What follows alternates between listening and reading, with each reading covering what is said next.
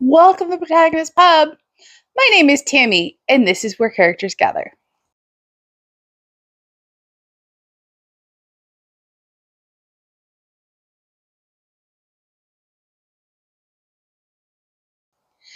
Happy St. Patrick's Day! Oh, excuse me, that was my first sip of coffee today. I realize this video is a little late this week, but, it's St. Patrick's Day. I thought today we would talk about some books set in Ireland that I can easily recommend.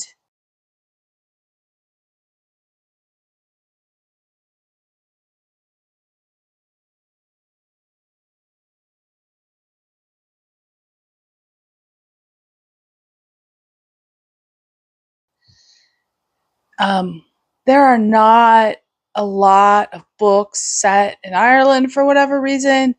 They tend to be usually books tend to choose Scotland over Ireland for reasons I don't, quite understand, but that's okay. There are plenty of books set in Ireland. I'm not going to talk about everyone. I'm going to talk about the ones I can easily recommend. Some I'm in the process of reading. Some I will have read by the time this comes out. And yeah. So, what can I recommend that's set in Ireland? First would be the Dublin Saga series by Edward Rutherford. The first book is The Princes of Ireland. And this is historical fiction that is, obviously, it's set in Ireland.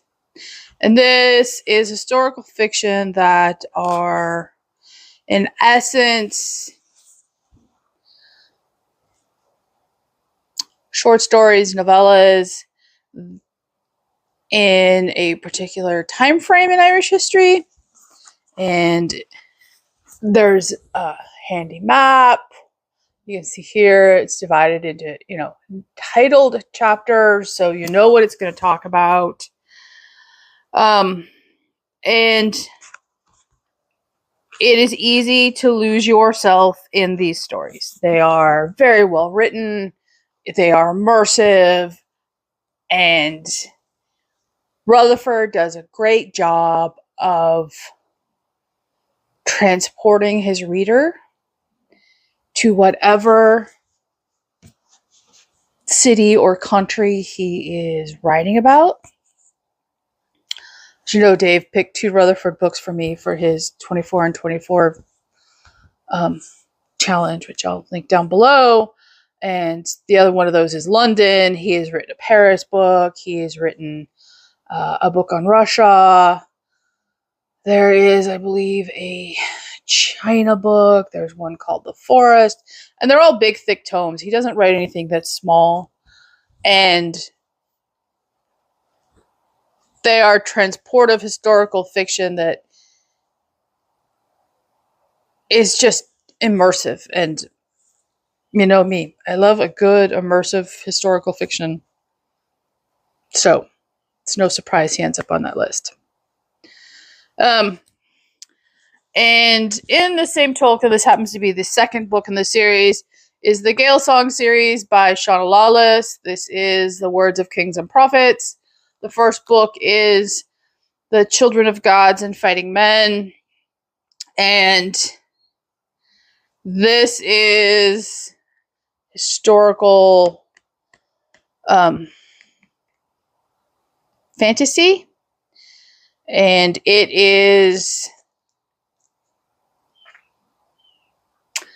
takes documented Irish events and interweaves Irish mythology into those events and tells a story. I will link my review of Children of Gods and Fighting Men's down below. I'll give you a sneak peek for next week. I vastly enjoyed the second book over the first. It's amazing that a sophomore book was that much better than a debut, but it was, in my opinion. The sophomore book hit it out of the park. And I believe the conclusion of the trilogy releases this year. Here soon. I will put the date down below. It is...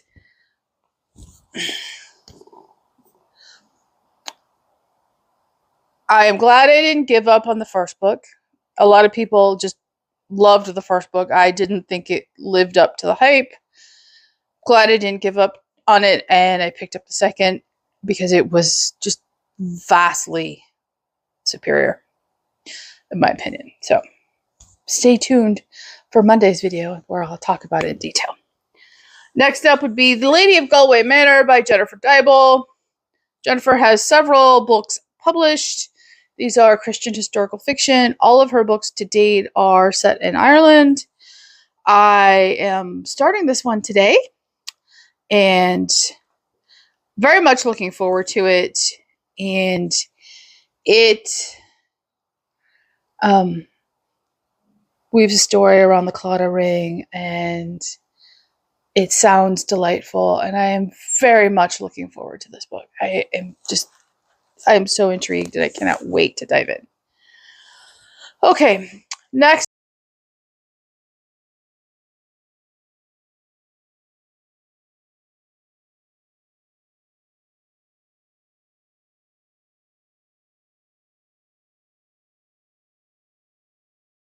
up would be a library book I checked out last year and I was interested in it, but you know me, I'm a mood reader and I wasn't quite in the mood to read it. That is Joe Sparrow. Book's right here. I know it's written by Connor Brady. This is a historical police procedural, and I believe it's set in Dublin. And it was very good. I was sucked in, but I wasn't in the mood for police procedural when I picked it up. I need to again, check it out again, and just lose myself in it. It was, I read probably 50 pages. It was a tightly written, atmospheric read. And the fact that I didn't finish it is on me. It is not on the book. And I know there's an entire series of these books. And I cannot wait to go back to the Joe Swallow series and just lose myself. Because it was a fantastic read. And that is sometimes the hazard of being a mood reader. Your brain says, yeah, this is great, but no, not today. It was one of those cases of no, not today. You know, it happens. Oh.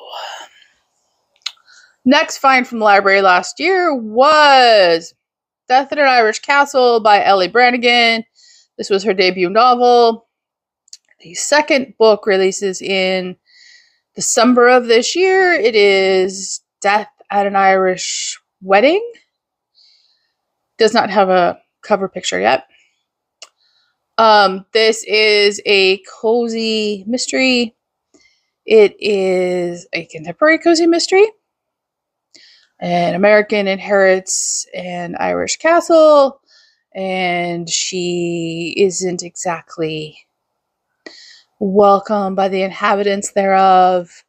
And soon she learns the terms of the will in which she inherits, and she has to stay, and she discovers that owning a castle isn't all it's cracked up to be because there are all these people that rely on you. And it was just a delightful, delightful read. And who could resist that beautiful dog on the cover? Not this dog lover? I enjoyed it. I am looking forward to the second book. It was an easy read. It was an enjoyable read, and it was twisty enough that it kept me entertained, and I loved that. I just absolutely loved that. Next up is one of my favorite series of all times. That is the Reverend Mother series by Cora Harrison. This is the first book in the series. This is a shameful murder. These are set in 1923 Dublin, I believe. Nope, Cork. And Reverend Mother discovers a body in the convent chapel, and the story takes off from there. As you can see, they're not very thick, but they are immensely entertaining, and they are incredibly well written. And I truly, truly loved these books. This book, I've read others in the series. I cannot say enough good things about this series. She also has put the first book right here. It's called The Burn Mysteries. They are set in medieval Ireland, and the protagonist is I want to say she's a lady judge. I haven't read them yet. They're on my list of things to read. I love the way Cora Harrison writes. It is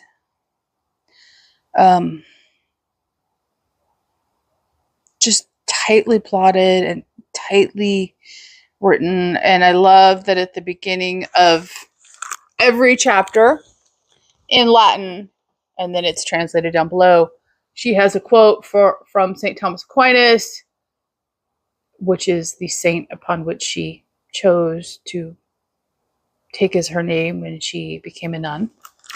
And the quotes very well relate to the contents of the chapter. And seriously, it is one of my favorite series of all times. Highly recommend these books. I highly recommend these books. Okay, and